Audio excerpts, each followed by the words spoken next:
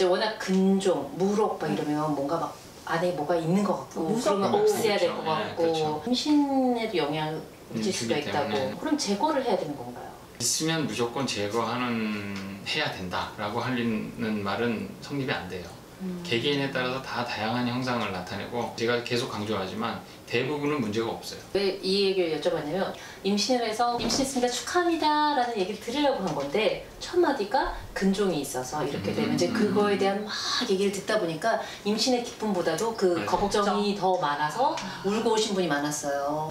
산부인과뿐만이 아니라 모든 의학이 이 특성을 이해하셔야 돼요. 의사한테 가서 진단하고 치료를 받으러 갈 때 좋은 얘기 들어가면 일단 실망을 할 확률이 굉장히 높아요. 마음에서 좀 단단히 하고 단단히 왜 의사들은 좋은 얘기를 안 해주나요? 왜냐면 우리 의사는 직업이 뭐냐면 안 좋은 걸 찾아서 왜 안 좋은지를 설명해주고 그 문제를 해결해주는 게 직업이에요. 더군다나 그 외과 계통의 의사란 말이에요. 산부인과 의사는 수술을 해결하지 않고 말로만 하면 뭔가 이게 도움을 안 준 것 같아요.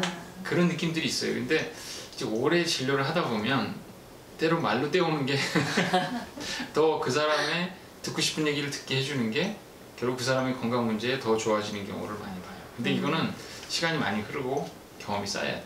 어떤 경우가 있냐면 임신에 자궁 근종이 문제가 되는 경우는 이 임신이 자궁이 커지니까 같이 큰단 말이에요. 근데 이 커지다가 나중에 통증을 유발할 수가 있어요. 이것 때문에 분명히 이것 때문에 아픈지 가진통인지 구별이 안 갈 때도 있는데 그러다가 몇 번 하다가 정말 이것 때문에 아플 때가 있어요. 2차 변성이라고 그래가지고 뭐 흐물흐물해지기도 하고 혈관이 막 생기기도 하고 통증을 엄청 유발해서 뭐 건드리지도 못하게. 근데 가진통일 수도 있잖아. 그것 때문에 아픈 경우는 반복돼요. 그리고 굉장히 세게 아파요. 거기를 만져보면 건드리지도 못해. 근데 이 마약성 진통제를 쓰면 좀 가라앉아요. 되게 아프군요. 엄청 아프군요. 그러니까 조산을 할 것 같다라는 느낌이 들면 그렇게 해서라도 가라앉혀야 돼요. 근데 제가 정말 약을 안 쓰겠다고 하는 산모를 한번 봤는데 근종이 한 서너 개였거든요. 하나는 10cm 정도였고 임신을 했어요. 한 2번을 굉장히 아파서 그러니까 이건 약을 좀 써야 될 것 같은데 이건 나도 좀 불안한데 근데 약 안 써도 괜찮은 거죠. 아픈 걸 참으면 되는 거죠. 그리고 참더라고. 의지가 대단하시네. 참으면 없어지긴 해요.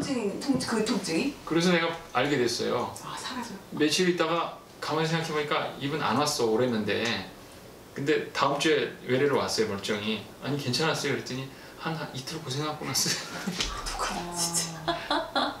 아 그래서 내가 그 학습을 했다니까요. 아 이게 이렇게 아픈데도 괜찮기도 하구나.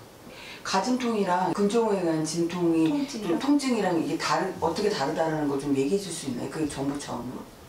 가진통이라는 말의 어원 자체가 false labor예요. labor. labor라는 거, 진통이라는 거는 우리가 생각하는 이런 통증의 고통의 개념이 아니라 가진통은 의학적으로 볼 때는 문제가 없는 거예요. 가짜 진통이니까 그냥 내버려 두면 없어져요. 몇 번 하면 학습이 돼요. 특히 한 25주 때부터 자궁이 커질 때 자꾸 수축하는 걸 느끼기 시작할 때 이걸 팽창하는 좀 쪼이고 그러니까 아프다는 게 아니라 이게 뭐지? 하는 느낌으로 처음에 오잖아요. 근데 정말 아플 때도 있거든요. 막 한 1분, 2분 동안 막 쪼여가지고 안 풀어질 때 막 어떤 엄마들은 그렇게 칼로 짠다 막 느낌을. 근데 얘기 잘 들어보면 없어졌어.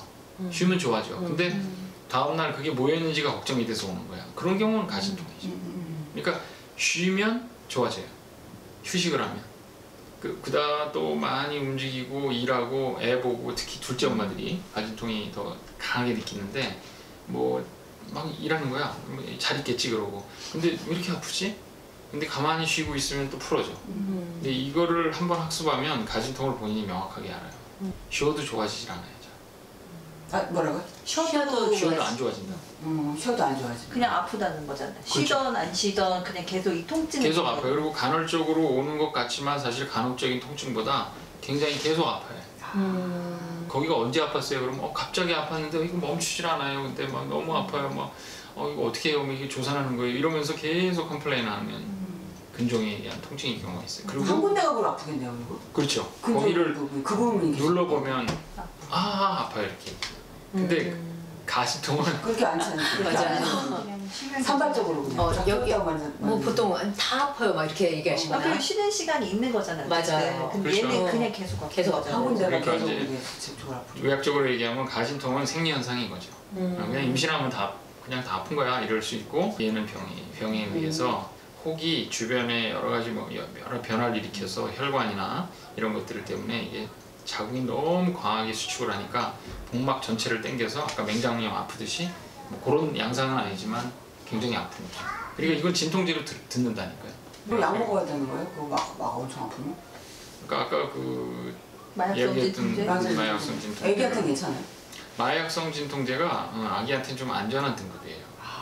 그래서 사실 진통실에서 우리 지금은 그렇게 많이 쓰진 않는데 우리 이제 수련할 때는 이제 무통만 없었던 시절이 있거든요.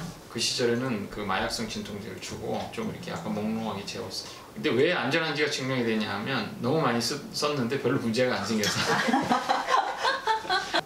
철분이 많이 들어있는 뭐 계란 노른자니 뭐 우유니 브로콜리 시금치 계속 이렇게 잘 섭취한 사람들은 이 생리양에 의해서 빈혈이 올 확률이 아주 적어요.